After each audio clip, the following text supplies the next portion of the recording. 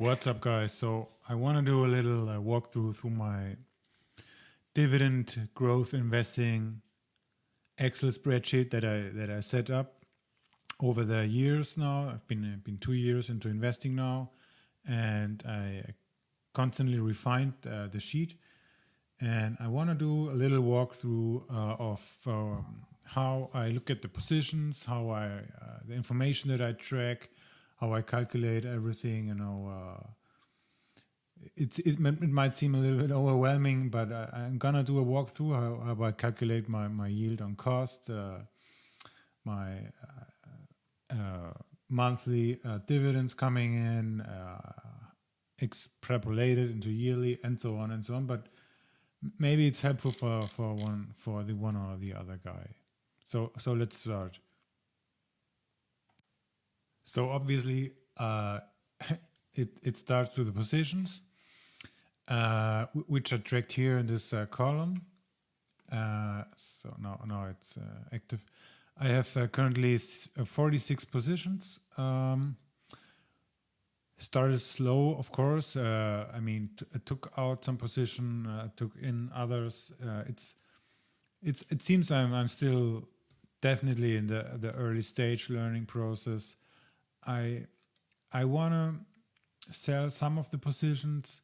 I wanna get some stocks in which are currently overpriced, and my aim would be to have a maximum of 50 positions. I think that's a nice sweet spot where you could still see what's going on with the individual stocks, track the dividends, the track record, and the annual statements and stuff like that, so that you can still be informed a little bit, but have a broad diversification. So in the end, everybody has to come up with his own numbers, and I still might reduce or add more stuff, but I think obviously when we're talking about 70 or 80 or 90 or 100, then it's obviously you can't really follow. You even having trouble following the dividends coming in.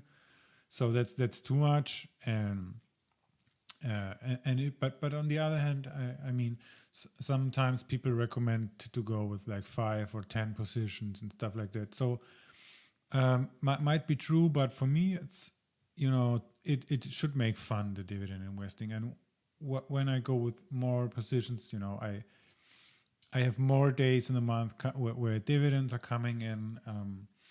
I get used to read about different sectors and follow different industries, and so for me it's more fun, and it's a nice number of positions I currently have. So I came up with the idea to structure them by industry. You can see here I have a sort of a summary table where I summarize the positions into energy, REITs, consumer, diversified. It's like a mixed basket. Utilities, mortgage REITs, business development companies, life science, bond, closed-end funds, tech and industrials. And I wrote down here the share of investments I put into the categories, and then I calculate the average yield above the sectors, and then the income I currently receive per month. So if we quickly go through, I obviously have a couple of definitely well-known positions. Iris Capital, one of the largest BDC, Goldman Sachs, Main Street Capital, everybody's darling, Gain, Gladstone, also a nice one. Then on the closed-end funds or bond funds, obviously the PIMCO ones, the PDI, PCI, probably the most well-known. Then from another one I acquired from BlackRock. And then on the consumer, definitely known stuff: Procter & Gamble, Target, McDonald's, Coke. We've got Altria, Vector Group, which I bought it in start of 17 when I just started with dividend investing.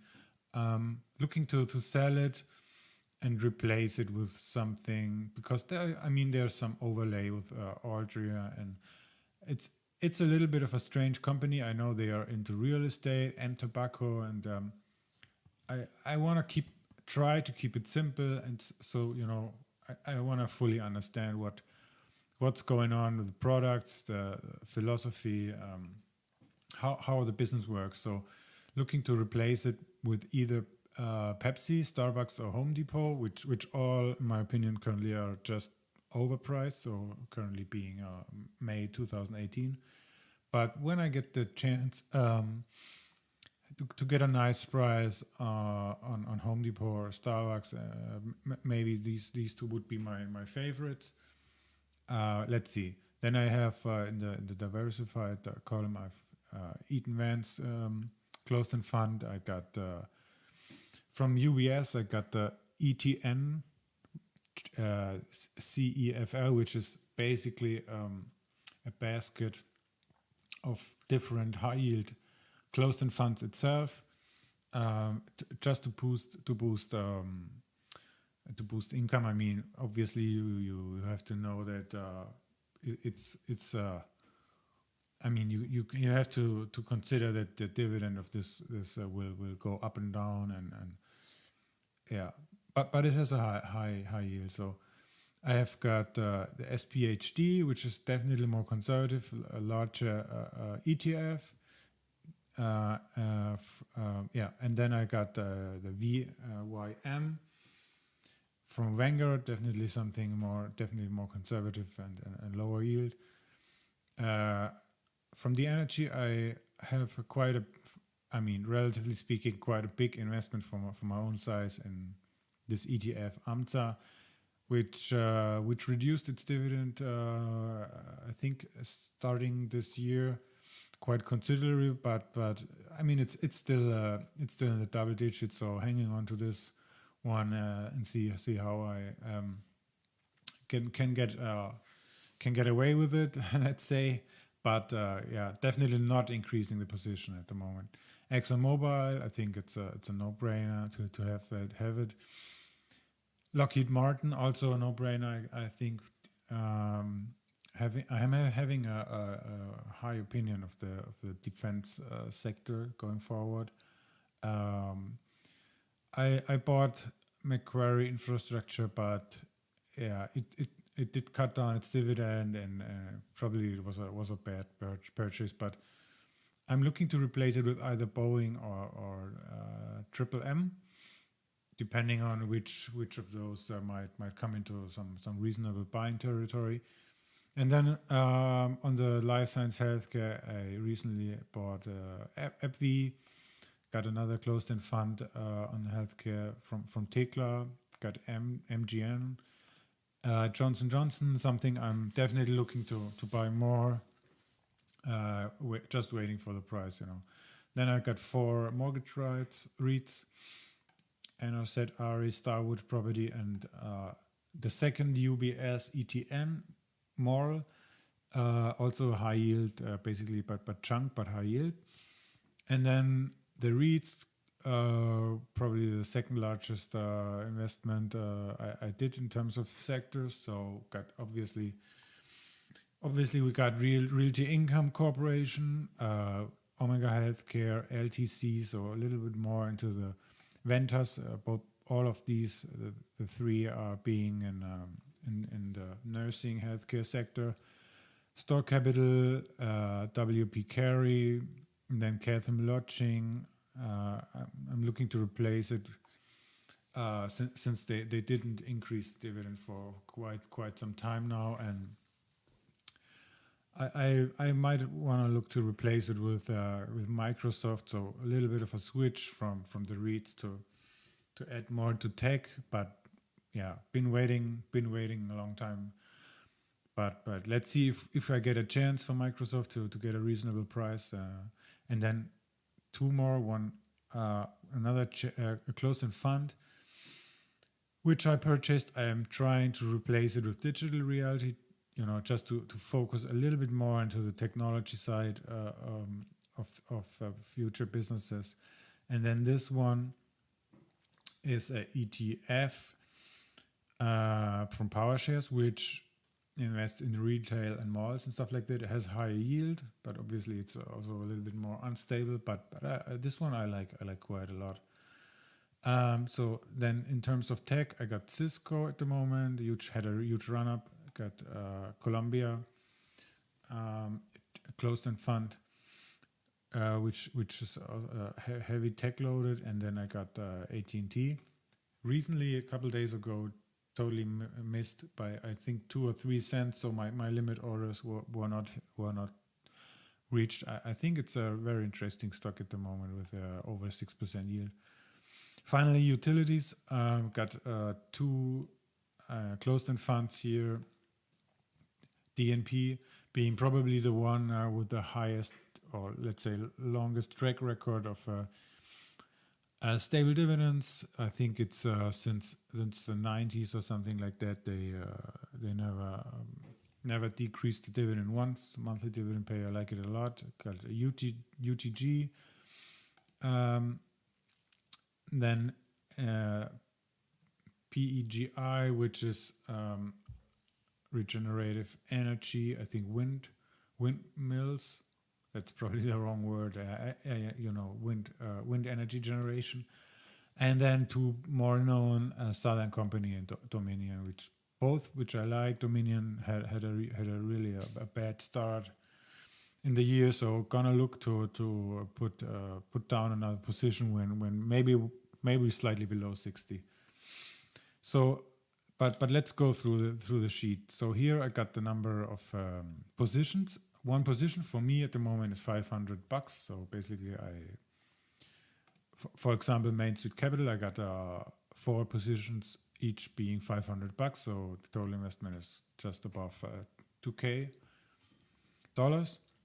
And here I calculated, I have my, not calculated, but I have my cost base per share in.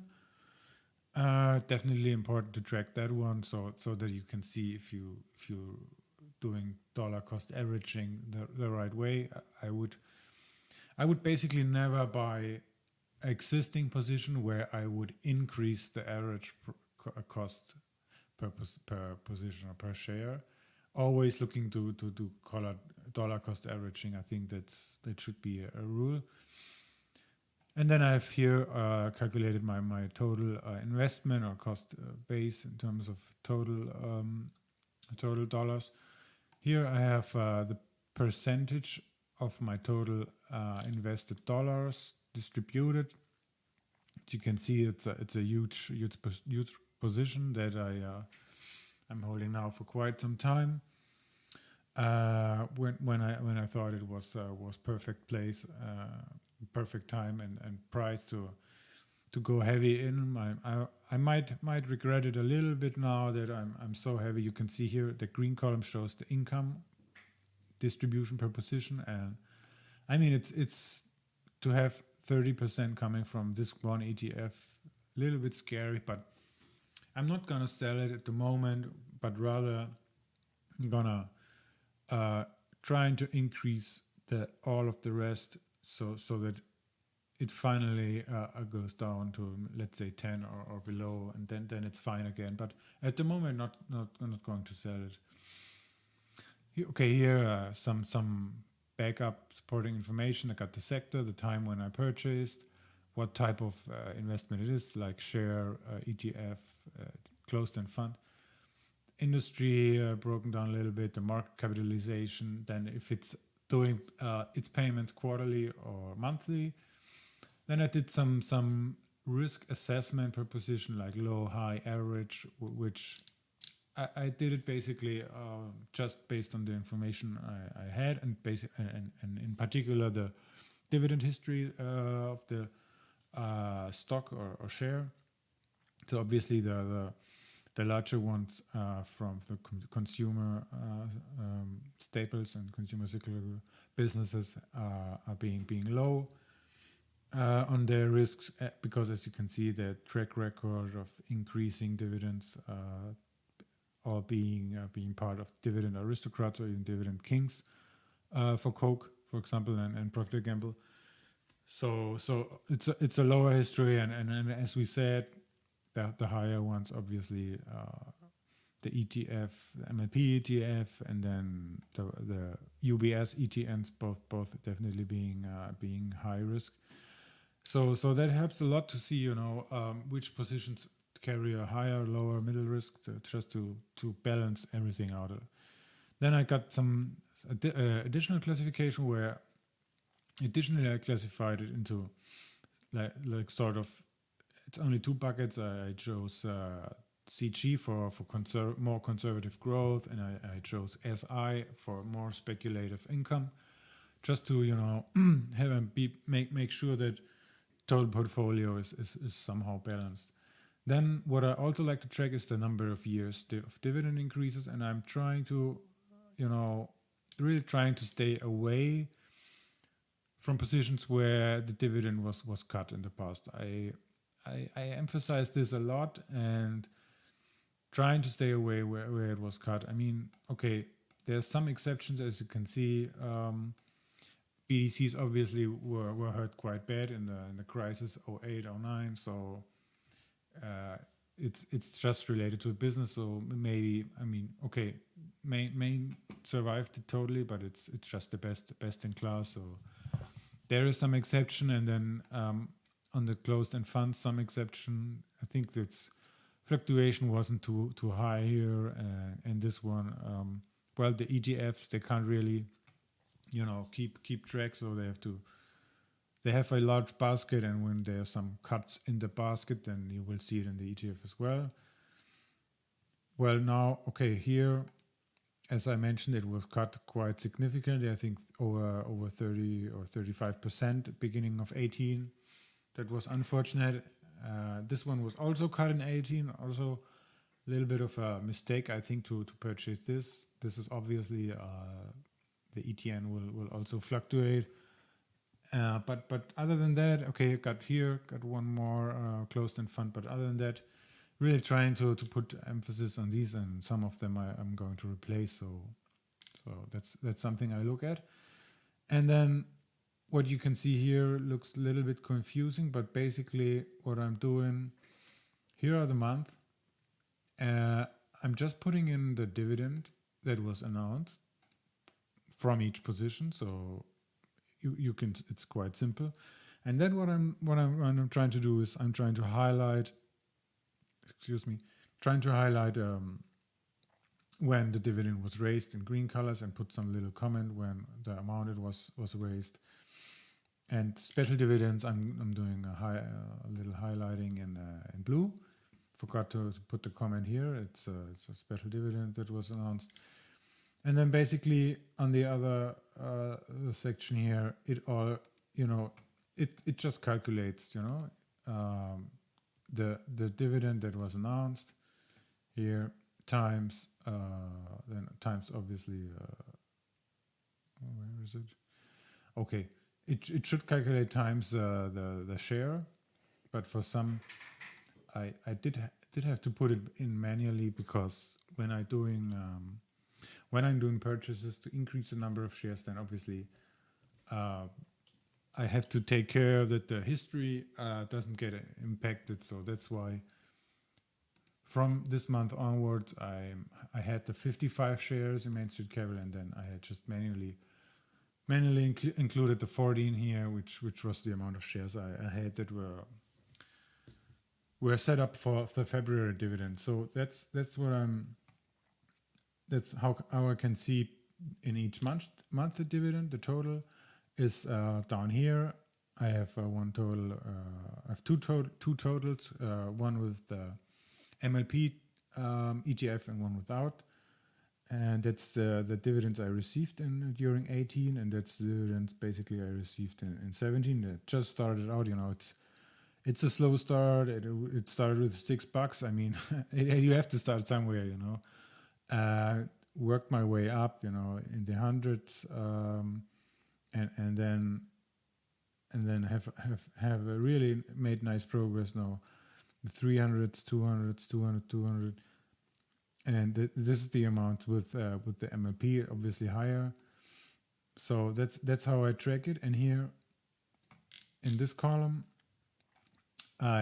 this one I use to basically calculate some sort of actual run rate in terms of dividend. So here I put down the latest dividend, most recent dividend that's being paid, and this is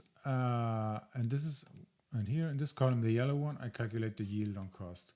So basically, I want to calculate the yield on cost always on the latest dividend that was announced. So as soon as some raise of dividends is announced, and I'm putting it in this column here, so that the yield on cost immediately is updated. And you can see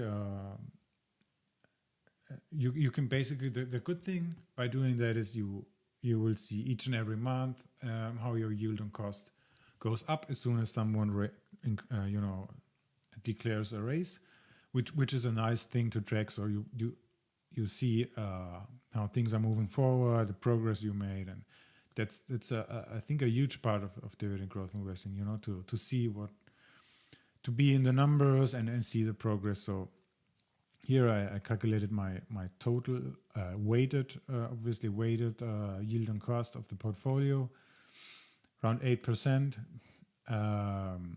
which all is I believe it's after taxes already. I think, is it? Could be before. I'm not so sure at the moment. This one could be before taxes, but anyway. So currently my run rate, and I calculated it down in these months, that basically shows the monthly run rate just to spread it out over 12 months. For example, for ARIS, I get the quarterly payment of 970, and then just to see it how it would be spread out monthly. And so currently sitting at 380 bucks of dividend income each month, which is after withholding taxes.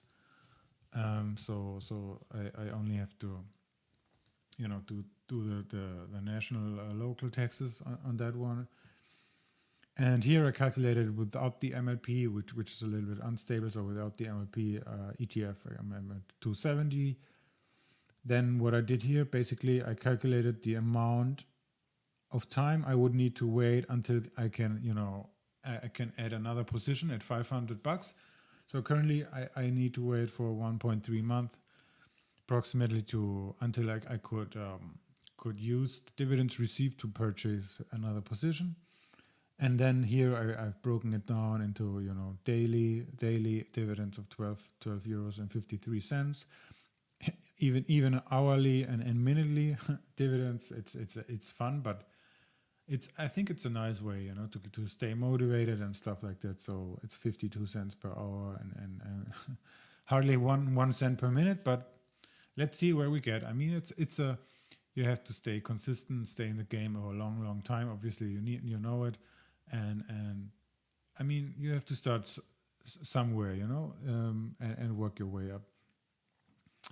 So what I got here, this one's after tax. This one is the after tax portfolio yield on cost, which sits at 6.8%.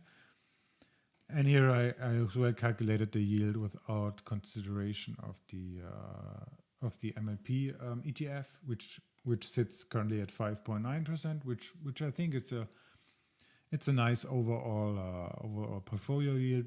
Might go down a little bit in the future when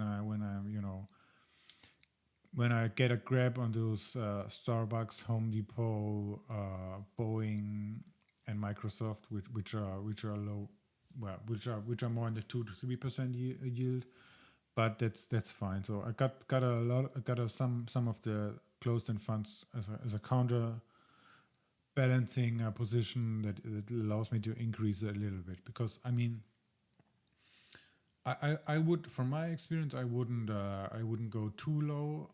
You have to find a nice balance in terms of yield on cost. To go too low would mean that you have to really wait decades to get to have the growth kicking in with positions like Apple or something. Everybody has to find this balance depending on his or her individual retirement or whatever plans.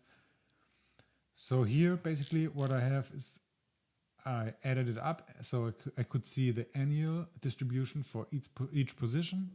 Highlighted some of those yellow, which I think I highlighted everything around over 60 or something like yellow. And the other ones, obviously, I'm trying to work on these to increase these. And there's another column I included over the time, which is interesting. I think to see basically what percentage of your investment in a position was already repaid, in quotes, repaid by dividends. And I think that's interesting information. For example, you can see on this MLP ETF, I did invest over 11K, and 17% of it are already being paid back in terms of dividends. So I received 1.3K of dividends. So let's see. I mean, obviously it's gonna be in a decade or so. It's hopefully gonna be a nice thing that you have. You were being repaid in terms of dividend your whole investment. So you basically, as they say, you play with the bank money.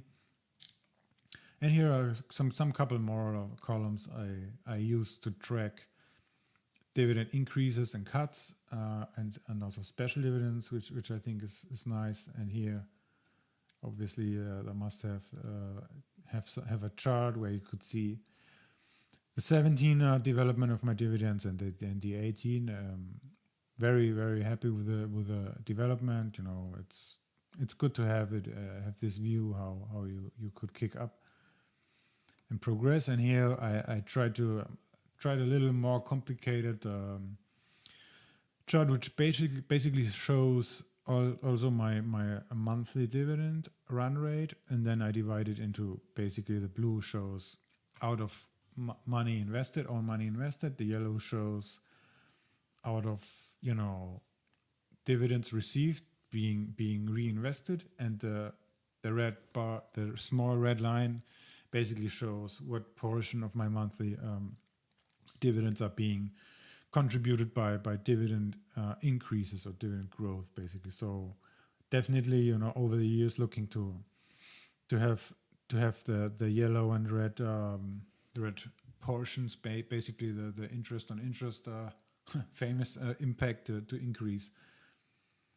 So that's for that. And then I have let's go down here. As we talked briefly about the sectors. So what I have here is I want to see my acquisition costs in a pie chart divided by industry or sector. So it's 27% of my money invested was going into REITs, the MLP 18%, consumer, and so on. And then the same chart basically for income. As you could see, it's quite a difference. The high yield MLP ETF I used together with ExxonMobil, which was 18% of money invested, but contributes roughly 30% of my monthly income. And then the REITs are a little bit lower yielding, 27 invested, contribute 20, and then the others. So I want to diversify a little bit more, pump up some of these to take the consumer, maybe some others, to get a little bit more of a sector diversification. And here in this chart here, basically you could again see my individual positions broken down by contribution to the income. We talked about that briefly, so it's nice to track. And then I have a couple of calculations that I did. It's basically I got some sort of a cockpit here where I track all of these. So here I got my positions. I got this one I have to check. Don't quite know what it exactly is. I got. I have some. I have set some criteria for what I want the portfolio to be like. For example, one is I want to have it excluding I want to have it 5 or above % of a yield on cost. I want to limit the business development and mortgage REITs to 15% of the portfolio. I want to have some a higher share of defensive sectors. I want to have at least 50% of my positions should be ordinary shares and not closed-end funds, ETFs, and so on. I want to have max 5% in this UBS ETNs, since I would definitely high risk investment. I want to have at least 50% in dividend grow positions that really grow their dividend. I want at least 25% of my income from these dividend growth positions. I want to have 50% or more in what I would consider lower risk investments. And then I have a couple more criteria set up. This one currently broken. I would like to have 25% being contributed by dividend champions, currently only at 21. And I would like to have 80% of my investment basically into positions that never decrease the dividend. It's also broken a little bit. No position should be higher than 10% in the portfolio. It's quite obvious. I've captured which amount of positions I consider to be interest rate sensitive, not so special maybe, but I came up with it in the past, so I left it. Here's something interesting or nice. I track the dividends that were declared in 18 and how that would amount to the total dividends received in 27. So as you could see in let's say early May 2018, I'm already at 92% of dividends received during the last year, which is nice. So I could track when I reach the same amount as last year. Maybe it should be around somewhere in June, I guess. And then I got some other. I got some leverage consideration calculations, interest cost and margins currently paying. And then I got portfolio commissions. What commissions are at the moment that I pay in different regards. So that's nice to have a sort of an overview. And then I got some positions lined up where what I did basically, that's something I would like to purchase. And then I said, well, what kind of a yield do I want to have? For example, the triple M. For me, I think 3% yield is something that I definitely would demand before I purchase that shares of that company. So basically did some small calculation. What would that mean in terms of target price that they would need to come down to? $181. So probably would Triple M reach $181? I would start to buy one or two positions and then try to average down if I'm being allowed to. So I think that's nice that you should basically know when do you want to buy particular shares of a company, so that you don't need to guess around or should I buy or not, and so that makes it easy. And what I also try to do, and that would be something that I learned, try to use limit orders and set them up according to the price that you figured out you want to pay, and then just put down the limit order, and then you don't have to look at it, because we had a couple of flash crashes, as they say, in the past year or two, and then I mean you can't follow the market whole day. So what you can simply do when you have a limit order set up at a really nice price, then you will get hit up, even if it only hits the price for 5 seconds or something like that. So therefore, I have a couple of limit orders of these regards set up, and then I basically have to, it's totally passive. I don't have to do anything. Here I got some calculations, which basically is, for example, let's say that on Dominion Resources, currently got 19 shares at this costs per share on average. And then that's the current price, I think. And then I'm doing, purchases in multipliers of 500 euros. So I could purchase 8 shares at this current price, would cost 501 euros, including commissions. And then I want to see would it average down my total costs on Dominion. So if I would purchase these 8 ones, it would go down from 78.84 to 74.23. The new average price per share when I bought this additional 8, and then I would hold 27. And I want to see what would it mean in terms to the current historical cost basis I have, because I want to average down, but I want to use my purchases to have some, at least 4 or 5% of averaging down a position. Otherwise, I would rather wait for the price to come down a little more. Because I don't want to spend, I'm some sort of capped at the moment. I'm sort of capped at 4 or 5 positions, considering how many I have, which means I'm capped at, let's say, 2.5 to 3K per position. And then I already, for Dominion, for example, you can see I already have 3 positions here.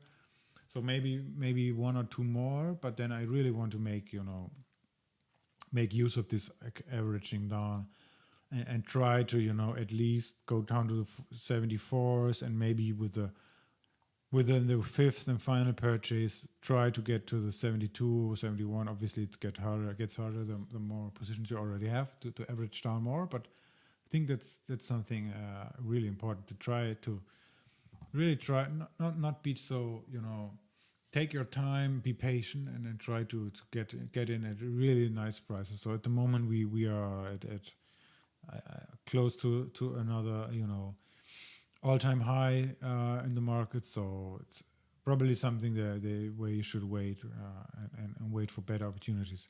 So I did this calculation for a number of different positions, always looking at it and trying to aim for at least a 5%. So yeah, I think.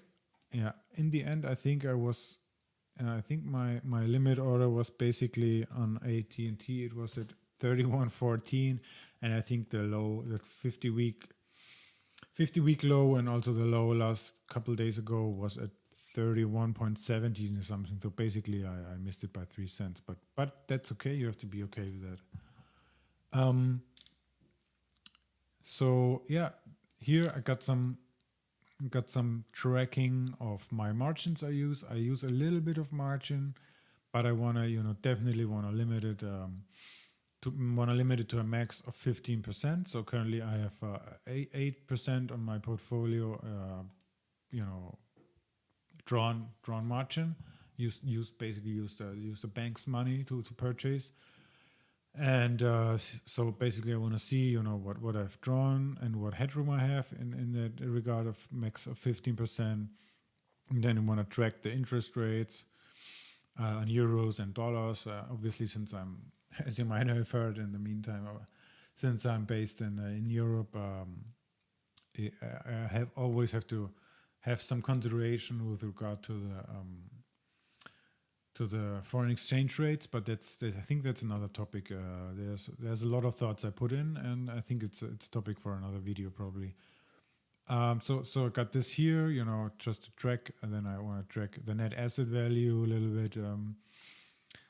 And there's there's some sort of a difficult calculation I did in terms I tried to break down basically the current net asset value and try to compare it to total money invested, so own money and bank's money of margins.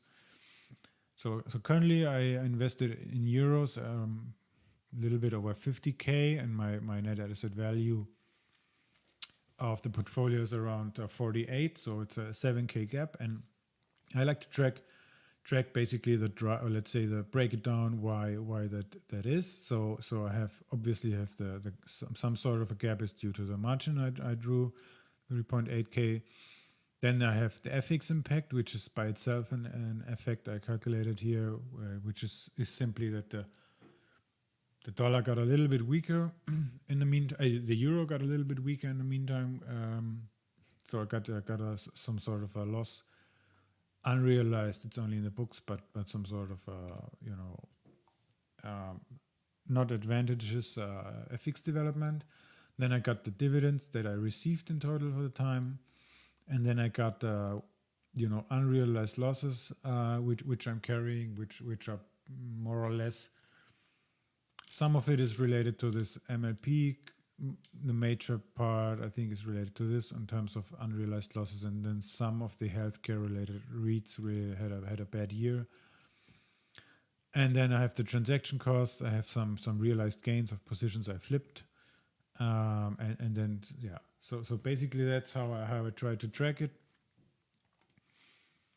And here, okay, that's I don't know if I need that anymore, but basically I think the most important ratio is basically what's the net asset value in terms of my own money. So it's not fully covered, it's at 93.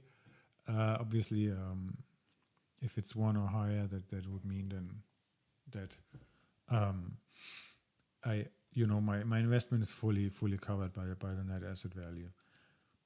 What I finally did down here is I tracked the money I put in during the month, tracked the foreign currency, euro dollar development, and then the dividends received, and then the transaction costs I'm having, and then some additional commission costs on when I sometimes translate or transfer my dollar margins into euro margins, which have a lower margin costs on interest. And then that's something I like to calculate. And here's some sort of 18 investment plan. That's the amount of positions I initially thought about going into, but I refined it a little bit. It's not fully updated, but basically I was able to invest that amount in 18 so far. That's the goal I set for the full year, and that's basically the gap that I would like to invest during the year.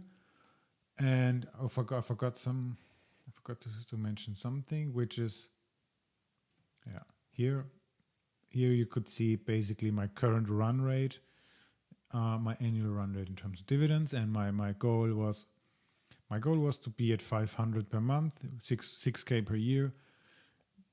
That's how I figured what I just showed to you, how many positions I'm aiming to buy in the remaining year. So it's a lot of information, but what I would recommend to you guys is basically come up with your own way of how you track stuff, and then and go from there. I think it's a lot of fun, the dividend investment, to walk the dividend investment path. It's a lot of fun. I really like it, when new dividends are declared, and to put everything in and see how it developed, see how much dividends I accumulated, see how my yield on cost improves and stuff like that. So really looking forward to the next years, next decade, and so on. It's a game for someone to play long, but definitely want to enjoy it during the path. You want to enjoy it.